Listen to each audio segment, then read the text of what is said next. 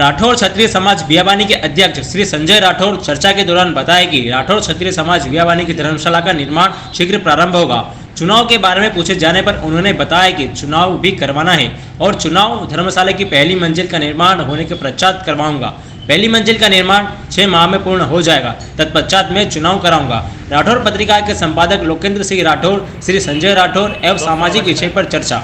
आज हमारे बीच में हमारे राठौर क्षत्रिय समाज के अध्यक्ष श्री संजय जी राठौर जी उपस्थित हैं।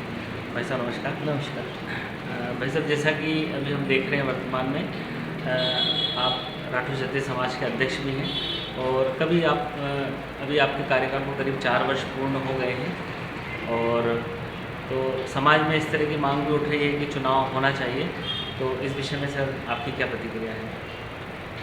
मैं इस विषय में समाज के सभी राठौर बंधुओं को आश्वस्त करना चाहता हूं कि चुनाव विकास कार्य के साथ साथ सही समय पर कराए जाएंगे।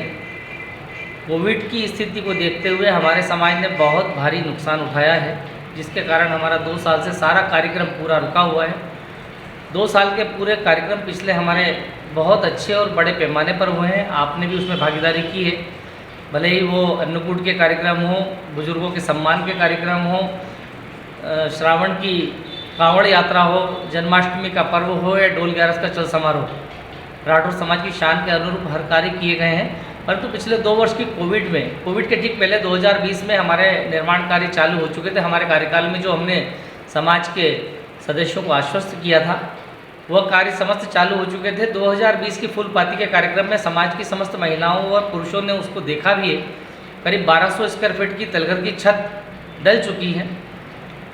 बाद में 2 वर्षों में 2020 के कोरोना काल में हमने समाज में बहुत नुकसान उठाया और 2021 के कोरोना काल में तो बहुत अधिक नुकसान उठाया है। और चूँकि 2021 के अंत में भी एक कोरोना का वापस से रूमर चालू हुआ था, जिसकी वजह से काम को गति हम नहीं दे पाए। सभी समाजों ने अपने चुनाव आगे बढ़ाए हैं, उसी क्रम में हमने भी चुनाव आगे बढ़ाए थे। हम इस चुनाव कार्यक्रम को राखी पर्व पर या समाज का जो सबसे बड़ा महोत्सव अन्नकूट महोत्सव प्रभु मदन मोहन जी का होता है, उसके साथ में सारी समाज के समक्ष निष्पक्ष भाव से वापस से चुनाव कराए जाएंगे। इसमें किसी प्रकार की कोई कोताही नहीं है। जिस प्रकार की अफवाहें समाज में कुछ लोग फैला रहे हैं, पहली बात तो मैं लोकेश जी आपसे पर्सनली पहले भी मैंने कहा था कि मैं नहीं चाहता हूं कि मीडिया के थ्रू समाज का मैसेज जाए, क्योंकि बाहर के लोग भी इसको देखते हैं। इंदौर समाज की बदनामी इसमें होती है। मेरे पास यदि कोई व्यक्ति आते तो मैंने पूरी स्थिति दिखाता, बताता कि इस तरह से ये कार्य यहाँ चल रहा है। हम समाज के लिए एक बहुत बड़ी योजना लेकर काम कर रहे हैं। समाज में पिछले 30 वर्ष से ये चुनाव के कारण, चुनाव में आने वाली भागीदारी, गुंडागर्दी और जिस तरह के तमाम कार्य हो रहे हैं, उस वजह से समाज का विकास नहीं हो पा रहा। हमने भी उस चीज़ों को फेस किया है। आज समाज में इस तरह की एक प्रचलन करके किसी बात का आरोप लगाकर समाज में अच्छे कार्य करने वाले समस्त व्यक्तियों को बाहर किया जा रहा है। आज हम किस मुश्किलों से निकलकर समाज को एक अच्छे दिशा की ओर लेकर जा रहे हैं, ये कार्य योजना भी मैं अभी आपके सामने रखूँगा। तो मेरा निवेदन है कि चुनाव जो है वो अन्नकूट पर्व पर या राखी पर्व के पहले किए जाएंगे। इसमें किसी प्रकार का कोई संदेह समाज के व्यक्तियों के मन में नहीं होना चाहिए। हाँ, वही अब जैसे मुझे भी लग रहा था कि शायद चुनाव अभी शीतला सप्तमी पे होंगे और समाज के अधिकांश लोगों को लग रहा है, जैसे कि वर्तमान में जो हमारे समाज के संरक्षक हैं उन लोगों से मैंने चर्चा की थी, तो उनका भी यही कहना था कि चुनाव शायद शीतला सप्तमी तक हो। जैसे कि हमारे समाज की परिपाटी के हम 3 वर्ष में चुनाव करा रहे हैं और शीतला सप्तमी का अवसर पर ही कराते हैं। तो वही जैसे अब आपसे बातचीत करने में लग रहा है कि चुनाव में अब जैसे आप 6 महीने का समय करीब बढ़ा रहे हैं उसको, तो उसके पीछे क्या कारण है? उसके पीछे का मुख्य कारण ये है कि इस समय विद्यालय की लीज नवीनीकरण का कार्य चल रहा है। उसमें यह नहीं हो सकता कि लीज नवीनीकरण के लिए एक अध्यक्ष आवेदन करे और बाद की परिस्थितियां क्या होती हैं, उसके आधार पर क्या कार्य होता है, आने वाले व्यक्ति किस प्रकार का कार्य करते हैं। इसलिए लीज नवीनीकरण कार्य, और चूंकि धर्मशाला का निर्माण कार्य 2021 में भी पुनः चालू किया गया था, परंतु फिर मई में निर्माण की अनुमतियां कैंसिल होने के कारण कार्य रोक दिया था, जो कि प्रारंभ होना है। और जो लोग आज टीवी पर, मीडिया पर आके बार बार ये चिल्ला रहे हैं, कह रहे हैं, उनको मालूम है कि धर्मशाला का निर्माण कार्य चालू होने वाला है, तो वो बेवजह का क्रेडिट लेने के लिए समाज में ये कह रहे हैं कि हमें चुनाव कराओ, क्योंकि उन्हें मालूम है यदि धर्मशाला का निर्माण जिस हम कार्य नीति के अनुरूप करने जा रहे हैं, उससे हम समाज की आय को करीब 10 से 15 गुना बढ़ाकर समाज को इतना ज़्यादा अपने पैरों पर मजबूत कर देना चाहते हैं कि समाज में इस तरह के लोग जो समाज को बदनाम करते हैं, कभी समाज में इस तरह की क्रिया प्रतिक्रिया या समाज को बदनाम करने का कार्य न कर पाएँ। इसलिए यह इस तरह की बातें बार बार उठा रहे हैं। समाज के चुनाव पहले भी समाज में विकास कार्य के चलते चुनाव आगे बढ़ाए गए हैं और मैं इस बारे में, यदि लीज नवीनीकरण का कार्य नहीं होता तो आपको शायद 1 महीने पहले घोषणा हो गई होती और कार्य चुनाव का संपन्न हो चुका होता। क्योंकि क्या हो रहा है भाई साहब, जैसे अभी हमारा समाज अधिक संपन्न नहीं है, हमारे समाज में मध्यम वर्गीय और निम्न वर्गीय के लोग भी हैं, तो उनको काफ़ी समस्या आती है धर्मशाला की और अक्सर चर्चा करते हैं कि उनके लिए तो यही रहता है कि धर्मशाला बन जाए, मतलब हमारे समाज की धर्मशाला बन गई है और वो उस कार्य तक ही सीमित है। तो अभी वर्तमान में जो समाज की आवश्यकता हमें दिखती है कि कहीं ना कहीं उन लोगों के लिए स्थान हो ताकि वो अपने छोटे छोटे आयोजन कार्यक्रम कर सके। तो इस दिशा में आपकी कोई योजना प्लानिंग हो तो बताएं। बिल्कुल, आपका कहना सही है कि छोटे छोटे कार्यक्रम समाज की धर्मशालाओं में आयोजित होते रहें। चूँकि धर्मशाला हमारे चुनाव के पूर्व में नगर निगम द्वारा स्मार्ट सिटी रोड के अंदर करीब 19 फीट तोड़ दी गई थी। 19 फीट तोड़ने से करीब करीब 1000 फीट हमारी ज़मीन उसके अंदर जा चुकी है। 1000 फीट जाने के बाद वो ज़मीन यूं भी और छोटे कार्यक्रमों के लिए रह गई है, ना कि किसी बड़े आयोजन के लिए। उसके साथ ही पिछले 2 वर्ष में शादी विवाह जो हैं, आप देख रहे हैं कि कितनी कम संख्या के सीमित कर दिए गए हैं। 2 वर्ष के अंदर शादी विवाह भी कम हुए हैं। इस दृष्टि से भी, और चूँकि धर्मशाला, देखिए, जब तक कोई निर्माण नहीं होगा, निर्माण यदि टूटा है तो जब तक निर्माण नहीं होगा आप कैसे उसमें अपन सुविधा और असुविधा की बात कर सकते हैं। भाई, जब पहले भी धर्मशाला बनी थी तो उसके पहले भी लोगों को कई असुविधा हुई, बनने के बाद सुविधा मिली, आज उससे और बेहतर बनने वाली है। और मैं आपको एक बात यहाँ पर स्पष्ट करने देना चाहूँगा कि धर्मशाला अतिक्रमण में नगर निगम जब द्वारा तोड़ी गई है, उसके साथ ही जो पिलर टूटे थे, उन पिलरों की जो वास्तविक स्थिति देखी गई, इंजीनियरों को बुलाया गया, सारे संरक्षक बैठे, सारे कार्यकारिणी सदस्य बैठे, समाज के बुद्धिजीवी गणों ने देखा कि जो निर्माण कुछ जगह निर्माण, कुछ कॉलम इस तरह से थे जो सागौल सीमेंट से निर्मित थे। नीचे के जो कॉलम थे वो सागौल सीमेंट से कुछ निर्मित था, उनके ऊपर छत और दूसरा वजन था। और सागौल सीमेंट होने की वजह से 12 mm और 10 mm का जो सरिया था वो 4 mm से भी कम का रह गया था। इतने सरिये जंग लग चुके और गल चुके थे। जब विशेषज्ञों को दिखाया गया तो उन्होंने बताया कि किसी भी दिन ये धर्मशाला गिर भी सकती है। और उसके जब निर्माण की बात की गई तो निर्माण के लिए सभी सेक्टरों में बात की गई कि क्या हम इसी को रिपेयर कर सकते हैं, क्योंकि हम तो रिपेयर करने का ही बोलकर चुनाव में आए थे। तोड़कर नहीं बनाने की बात तो दूसरे पक्षों ने की थी, जो आगे की 4 दुकानें बेचना चाहते थे, जिसके विरोध में समाज ने हमको खड़ा किया था।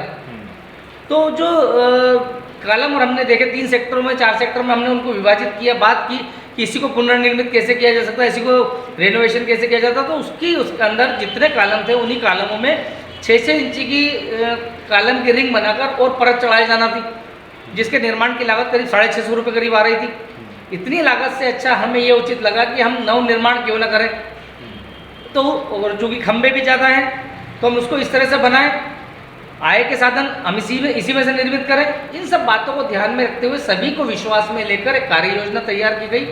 उसी कार्य योजना के आधार पर काम चल रहा है। चूँकि धर्मशाला अब जिस तरह से बन रही है उसके अंदर 10 दुकानें निर्मित हो रही हैं। 4 दुकानें फ्रंट की हैं, बीच में 10 फीट का गलियारा आगे से पीछे तक दिया जा रहा है।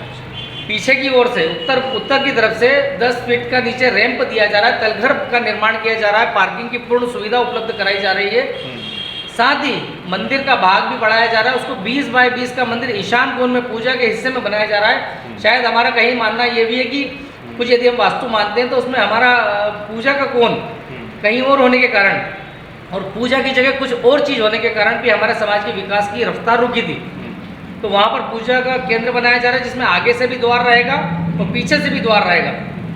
मुख्य द्वार पीछे से और आगे से छोटा द्वार रहेगा।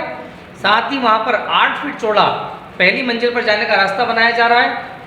एक 10 व्यक्तियों की लिफ्ट लगाई जा रही है ताकि हमारे बुजुर्ग, समाज के जो बुजुर्ग हैं, उनको ऊपर आने जाने में असुविधा ना हो। 6 दुकानें 10 फीट के अंदर रास्ते में बनाई जा रही, 4 दुकानें आगे बनाई जा रही और पीछे एक दुकान ऑलरेडी से नारायण जी राठौर साहब के पास है। इस तरह कुल मिलाकर 11 दुकानों का निर्माण तल मंजिल पर किया जा रहा है। तल मंजिल की दुकानों से करीब करीब जिस हिसाब से प्रथम आगे की दुकानों का किराया है करीब 12 से 15 हज़ार रुपया, अंदर का किराया करीब 5 से 8 हज़ार रुपया प्रति माह यदि हम उसको काउंट करें तो करीब करीब 1 लाख रुपए के आसपास प्रति माह की राशि हमारे समाज को प्राप्त होने वाली है, जो कुल मिलाकर साल की 12 लाख रुपए बनेगी। ये सिर्फ प्रथम मंजिल का हमारा कार्य रूप है। इसके बाद की मंजिल पर हम 4 कमरे फुल फर्निश्ड और एक हॉल बनाना चाहते हैं। उसके ऊपर पर पूरा हॉल बनेगा और उसके ऊपर फिर जैसी व्यवस्था होती जाएगी वैसा निर्माण होता जाएगा। अभी हमारी कार्य योजना में G+2 का प्रावधान है। मतलब दूसरी मंजिल पर अगर कोई मांगलिक कार्य कर सकते हैं? बिल्कुल कार्य कर सकते हैं। अभी फिलहाल में पहली मंजिल निर्मित होने के बाद उस पर भी कर पाएंगे। दुकानों के ऊपर का जो पहली मंजिल का भाग रहेगा उसको उस पर भी वो चाहेंगे तो मांगलिक कार्य शुरू हो सकेंगे उसके अंदर। तो मतलब जैसा कि आप 6-8 महीने का समय ले रहे हैं, आगे बढ़ा रहे हैं, हाँ, तो 6-8 महीने में मान लें कि अपनी दुकानें सब तैयार हो जाएंगी। बिल्कुल। देखिए लोकेश जी, जिस जगह पर खड़े होकर समाज के कुछ लोगों ने, जिनको पूरा समाज जानता है सभी तरह से कि वो किस प्रवृत्ति के लोग हैं, किस चरित्र के लोग हैं, किस तरह समाज में अभी तक वो कार्य किया, उनका क्या समाज को सहयोग रहा है, उन्होंने समाज को क्या दिया है, और बुराइयों के अलावा समाज को कभी उन्होंने कुछ दिया ही नहीं। ऐसे लोग जिन्होंने जिस जगह खड़े होकर वहाँ पर शूटिंग कराई, उस जगह को नहीं दिखाया कि हम 1200 फीट की वो छत डाल चुके हैं, जिस पर खड़े होकर वो बार बार प्रचार कर रहे हैं समाज में कि ये गड्ढा कर दिया, गड्ढा करते। भाई निर्माण करना है तो गड्ढा तो करना पड़ेगा, तलघर बनाना है तो गड्ढा तो करना पड़ेगा, नींव रखना है तो गड्ढा करना पड़ेगा। और बारिश और काम रुके होने की वजह से झाड़ पत्तियाँ हो जाती हैं।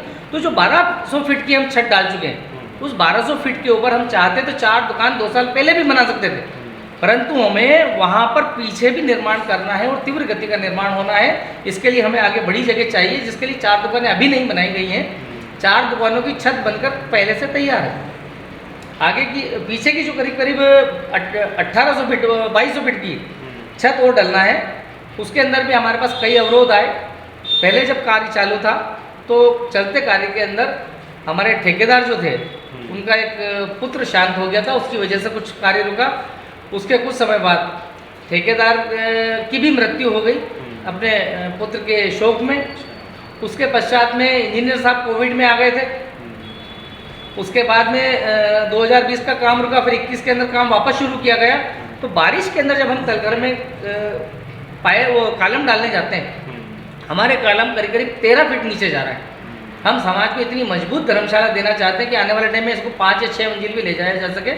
तो जब बारिश का टाइम होता है उस समय नीचे के कॉलम खोदे नहीं जा सकते, क्योंकि उसमें पानी भरा रहता है और पास के मकान भी जर्जर अवस्था में, उनका भी ध्यान रखना पड़ता है। जब बारिश खत्म हो जाती है तो बारिश के भी करीब 2 माह बाद तक काम इसलिए नहीं हो पाता है कि जब हम नीचे तलघर में कॉलम के लिए गड्ढे खोदते हैं उसमें भी पानी बाहर आ जाता है। तो इस सारी परिस्थितियों को ध्यान रखते हुए जब हम 2021 में हमने खुदाई की थी तो कार्य शुरू करने के उद्देश्य से ही खुदाई हुई थी, परंतु मई में कार्य रोक दिया गया। शासन की तरफ से निर्माण पर रोक लगा दी गई। अब उसके पश्चात अभी 1200 फीट की छत तैयार है। इसके बाद का शेष कार्य मुश्किल से 8 दिन के अंदर चालू होने वाला है। मतलब 15 मार्च के बाद शुरू कर देंगे काम? हाँ, ये होली के आसपास लेबर बाहर जाती है। हाँ, लेबर बाहर जाती है। अभी अमावस्या गई है, कल अमावस्या थी। होली पे, और होली पर लेबर जाती है। इस बीच में थोड़ा स्पीड कम रहेगी काम की। और ये जो लोग कह रहे हैं, मतलब मैं किसी का नाम नहीं लेना चाहता हूँ। वैसे देखो क्या है, जो भी है समाज में सभी लोगों का सोचना रहता है कि हमारे समाज की धर्मशाला जल्दी से तैयार हो, और बिकता है तो एक तरह से बिकता, ऐसी कहावत। जी बिल्कुल बिल्कुल सही बात है आपका। सब लोगों का सोचना ऐसे रहता है कि चीज़ दिखेगी तो कहीं ना कहीं बोलते हैं, नहीं दिख रही तो आज समाज में कहीं ना कहीं पुरुषों में, महिलाओं में थोड़ा सा निराशावादी दृष्टिकोण आता है। हाँ जी। तो चूँकि आज 2 साल के लॉकडाउन के हो गए हैं और हमारा अधिकतम समाज सोशल मीडिया पर है, तो सोशल मीडिया के माध्यम से मैंने भी कई बार आपसे भी कहा कि जो बातें हैं अगर आप सोशल मीडिया के माध्यम से समाज के समक्ष रखेंगे तो निश्चित ही समाज समझ पाएगा कि आगामी रूपरेखा क्या है और किस तरह से हमारा समाज आगे बढ़ेगा और किस तरह से हमारा कार्य होगा। और अभी जैसे कि आपने बताया कि धर्मशाला का कार्य आप शुरू भी कर रहे हैं, तो मुझे लगता है कि समय अनुकूल है अभी। जैसा कि बारिश का आपने इशू बताया था, अभी हमारे पास 3-4 महीने ऐसे हैं जब बारिश 3-4 महीने नहीं होना है। बिल्कुल। तो निश्चित रूप से हम पूरा पीछे का बेसमेंट का काम भी पूरा कर सकते हैं। बिल्कुल बिल्कुल। तो इस दिशा में आपने कोई एलिवेशन या कोई पूरी प्लानिंग कर? बिल्कुल बिल्कुल। हमारे सहसचिव रुपेश जी राठौर वो इस मामले में काफ़ी अनुभवी भी हैं उन्हीं के द्वारा एक इंजीनियर असरानी जी जो पलसीकर में रहते हैं, काफ़ी अच्छे अनुभवी व्यक्ति हैं, उनसे यहाँ पर पूरा इंजीनियरिंग का कार्य कराया जा रहा है। उन्हीं की देखरेख में सारा कार्य हो रहा है और बहुत संतुष्टिपूर्ण काम हो रहा है। यदि आप कॉलम देखेंगे तो करीब करीब 3.5 फीट चौड़े और करीब 1.5 फीट 2 फीट 2 बाय 3.5 के कॉलम डाले जा रहे हैं। और ये कॉलम इस प्रकार से डाले जा रहे हैं नीचे से कि आने वाले समय में जब हम ऊपर दूसरी मंजिल की तरफ जाएंगे तो वहाँ पर ऊपर की तरफ सिर्फ 4 कॉलम रह जाएंगे और पूरे कॉलम खत्म हो जाएंगे। जिस तरह अभी कॉलमों से धर्मशाला भरी हुई थी वो कॉलम पूरी खत्म हो गए, खुली हुई धर्मशाला और कम जगह में अधिक दिखने वाली धर्मशाला, अधिक कार्य होने वाली धर्मशाला वहाँ पर रहेगी। इसमें मैं आपको एक बात बता दूँ थोड़ी सी कि जिस तरह से आपने कहा कि समाज की सभी महिलाएं और पुरुष चिंतित हैं, मैं भी मानता हूँ सारे छोटे कार्यक्रमों के लिए समाज के लोगों को आसपास जाना पड़ता है। परंतु आपको एक बात विशेष रूप से बता दूं कि जब हम कार्य करने के लिए आए थे तब समाज के खाते में करीब 6 लाख रुपए के आसपास की राशि थी। नगद की राशि हमें कोई प्राप्त नहीं हुई। अच्छा, वो हिसाब तो अभी भी बाकी है क्योंकि उसके कुछ हिस्से आप भी जानते हैं, मैं भी जानता हूँ। जब हम आए थे समाज के एक अपने आप को समाज रत्न कहने वाले व्यक्ति ने ही वहाँ पर कह दिया था कि ये पैसों में कुछ करेंगे, मैं वो शब्द भी इस्तेमाल नहीं करना चाहता, तो हमने वो राशि को हाथ भी नहीं लगाया है। अच्छा। उस राशि से सिर्फ स्कूल की जो हाउस टैक्स है वो भी चेक से देना होता है, वो भरता है उससे। और पीछे के जो 2 किराएदार खाली 2 दुकान का एक किराएदार खाली कराया गया था तो उससे जो एडवांस राशि थी वो राशि काट कर उसका चेक दिया गया है। बाकी शेष राशि आज भी बैंक में ही, आज भी जो खर्च हुआ है करीब 15 से 20 लाख रुपए का जो खर्च अभी तक वहाँ पर हो चुका है वो मेरे द्वारा और हमारे कोषाध्यक्ष राजेश पिता छन्नूलाल जी राठौर जो बहुत अधिक सक्रिय सहयोगी भूमिका में है मेरे साथ में, उनके द्वारा पूर्ण खर्च किया गया है। और आगे भी जो राशि खर्च हो रही है वो उसका एक बहुत बड़ा हिस्सा उनके और मेरे द्वारा खर्च किया जा रहा है। समाज का जो प्रबुद्ध वर्ग है वो हमें बिना ब्याज की राशि उपलब्ध करा रहा है, जो हम करीब 5 वर्षों के लिए उनसे ले रहे हैं। समाज में आपको मालूम है कि हम बहुत आर्थिक रूप से पिछड़े हुए समाज के हैं। बिल्कुल सही बात है। शैक्षणिक दृष्टि से हम आगे बढ़ रहे हैं, परंतु आज भी हम व्यापारिक दृष्टि में और नौकरी में बहुत धीरे गति से आगे बढ़ पा रहे हैं। कोविड में आपने और हमने देखा कि हमारे पिछड़ेपन और गरीबी का आलम ये था कि हमें राशन तक समाज को मुहैया कराना पड़ा। बिल्कुल सही बात है। ये हमारा एक उदाहरण है। मैं आज समाज में जिस तरह से जो लोग प्रलाप कर रहे हैं कि गलत प्रचार कर रहे हैं, वो चाहते हैं कि मैं हर घर पैसे लेने जाऊं और हर घर को परेशान करूं, ये मेरी नियति में नहीं हो, ना मैं चंदा करने वाला व्यक्ति हूँ। हम व्यापारी आदमी हैं, प्रोफेशन से वकालत करते हैं, सेवा का कार्य करते हैं, हमको पता है कि कहाँ से किस तरह राशि का संयोजन करना, उसका सही उपयोग करना और समाज को एक बहुत तेज गति देना। इस गति को देने के लिए हम बिना ब्याज की राशि ले रहे हैं। मेरा तो यहाँ आपके माध्यम से उन सबसे निवेदन है कि वो जितना सब कह रहे हैं वो सभी एक एक व्यक्ति 2-2 लाख रुपए हमें दे दे, हम तो और जल्दी पूर्ण निर्माण कर देंगे, G+2 का निर्माण कर देंगे। बिल्कुल सही बात है।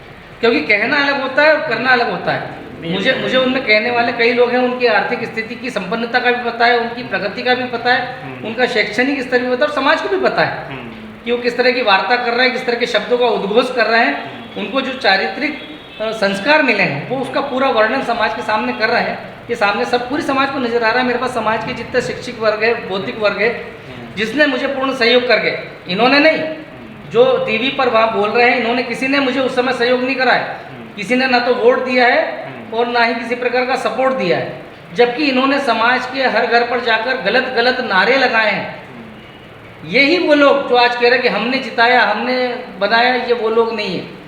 ये समाज में हमेशा दुष्प्रचार का हिस्सा रहे हैं और पूरा समाज इनको जानता है। मेरा निवेदन है कि ये सभी व्यक्ति 2-2 लाख रुपए दे दें, समाज को बहुत सहयोग मिलेगा। इनका समाज की ओर से मैं स्वयं सत्कार करूंगा, स्वागत करूंगा। तो पूरे समाज को आह्वान करते हैं साहब, जो भी सहयोग पूरी समाज तो कर रही साहब, पूरी समाज कर रही है। लोकेश जी, मैंने क्या कहा था आपको कि मैं नहीं चाहता कि जिस तरह से वो टीवी पर आकर आज कह रहे हैं, कल से फिर मैं जवाब दूं, फिर वो आए, फिर वो जवाब दूं। मैं इस तरह की किसी संदेश या परिपाटी में नहीं जाना चाहता। नहीं, दरअसल हो यही रहा था कि जिससे आपकी तरफ से काफ़ी समय से कोई सामाजिक पत्र भी जारी नहीं हुआ था कि सामाजिक पत्र में जो जानकारी आती है कि हमने क्या क्या आयोजन करे, वो क्या हुआ, वो क्या हर नहीं। वर्ष होली के समय पर प्रकाशित होता है। पिछली बार भी होली पर आया था, हाँ। इस बार भी होली पर आना है। या तो हमारे यहाँ पर्चा 2 बार प्रकाशित होता है, एक होली पे होता है एक अन्नकूट या अन्नकूट पे होता है। एक डोल के समय भी हाँ, होता है। वो अन्नकूट में ही अपन डोल का भी विवरण डाल देते हैं, ये अपन ये जो डालते हैं इसका सावन के समय पे, एक दुर्गादास जयंती हाँ, के समय होता है। इस समय अपन करते हैं। तो इस समय अभी 2 साल से स्थिति नहीं बनी, सारे ही आयोजन हमारे रुके हुए हैं, वही इसी चीज़- कारण नहीं कर पाए थे। वही चीज़ें थी कि कहीं ना कहीं समाज के लोगों में लग रहा था कि इस तरह की कुछ गतिविधि नहीं हो रही है, समाज थोड़ा सा सोच रहा था, उनके मन में संशय था, बहुत सारी बातें थी। इसलिए मैंने कहा भाई साहब मैं चाहता हूँ कि नहीं। आपसे चर्चा करूँ। बिल्कुल बिल्कुल, और इस आपसे संशय चर्चा करके मेरे को अच्छा लगा। नहीं, इस संशय में निश्चित ही रूप से समाज भी आपकी बातों से संतुष्ट होगा, बिल्कुल, उनको लगेगा कि समाज में जो आपकी योजनाएं हैं उस योजनाओं में आप सफल हों, ऐसी हमारी शुभकामनाएं भी आपके साथ में। नहीं, बिल्कुल धन्यवाद। मैं आपके सामने एक चीज़ और अपनी ओर से कहना चाहूँगा कि आपको इस संशय जो लग रहा है, बिल्कुल आपके पास भी कुछ लोग आ रहे हैं, मेरी जानकारी में भी है। परंतु मैं आपको बता दूं कि एक बहुत बड़ा वर्ग समाज का जो हमारे साथ आज 30 सालों से खड़ा है, पिछले 30 वर्ष से आप देख रहे हैं कि हम इन्हीं लोगों को समाज कभी शासन हाथ में नहीं देता है। उसका कारण क्या है? समाज हमेशा अपनी संपत्ति की सुरक्षा पहले चाहता है, सही हाथों में देता है। वो जानता है कि किन हाथों में मेरी संपत्ति सुरक्षित है, कौन प्रगति दे सकता है, कौन सही संचालन कर सकता है।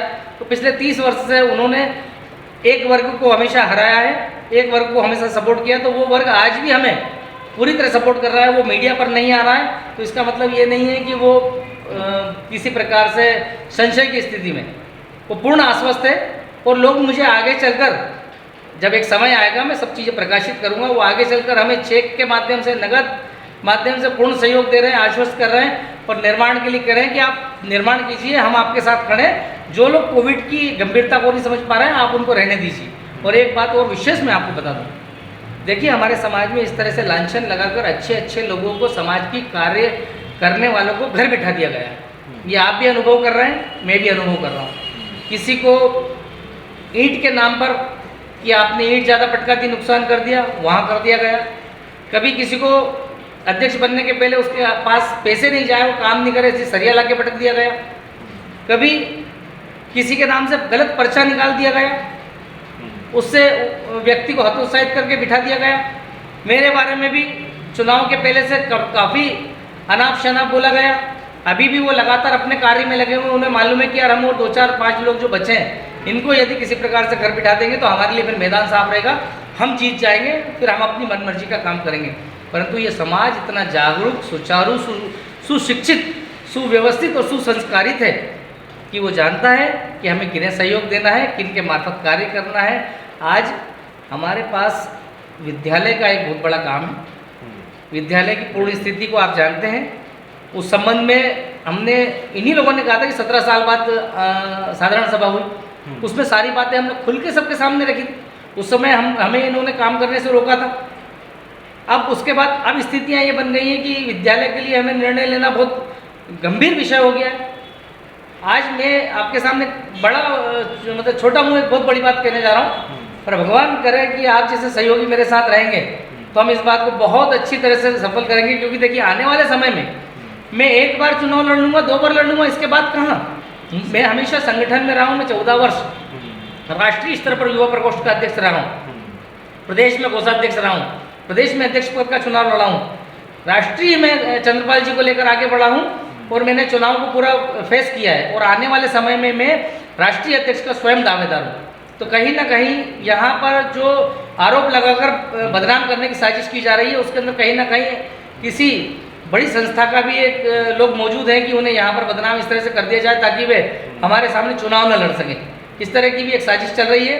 तो मैं आपको ये कहना चाहता हूँ कि हमारी समाज की जो आय रही है वो 1.5 से 2 लाख रुपए प्रतिवर्ष की रही, और टेंट वगैरह जब हमने डाल दिए तो उससे 1 आध लाख रुपए की आय हो रही। इस तरह का एक करीब करीब 3 लाख रुपए से 4 लाख के बीच में हमारी प्रतिवर्ष की आय रही है।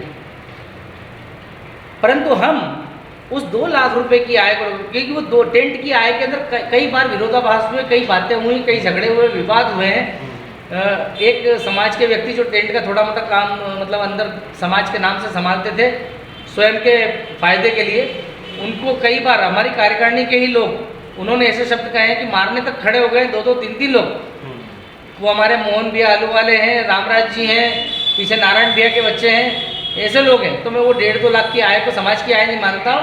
मैं जो 1.5-2 लाख मूल आय जो किराया कुल मिलाकर आती थी, दुकान का किराया, दुकान का किराया बहुत नॉमिनल होता था, ये सब मिलाकर जो आय आती थी वो करीब जो 1.5-2 लाख की आय थी उसको हम ले जाकर करीब 12 लाख रुपए साल पर तो यहाँ ले जा रहा है। धर्मशाला की जो आय रहेगी छोटे आयोजनों की वो करीब 2 लाख रुपए रहेगी। और इसके बाद यदि प्रथम मंजिल की अनुमति हमें समाज हम पूछेंगे, यदि वो हमें ऑफिस या गोडाउन के लिए देगी तो वो करीब 8 लाख रुपए की आय रहेगी, क्योंकि हम लिफ्ट लगा रहे हैं, सीधे हम सेकंड मंजिल पर काम कर सकते हैं। और उसके बाद जो हमारी योजना है उन योजनाओं को समाज ने सहयोग हमको कर रही है, इन कुछ लोगों को छोड़कर। उनका तो पूर्ण आदेश है कि आप ये काम कर डालो, हम रुके हुए हैं। वो यदि हम काम कर देंगे तो करीब करीब वहाँ से हमको 30 लाख से 35 लाख रुपए की आय प्रतिवर्ष होने की आशा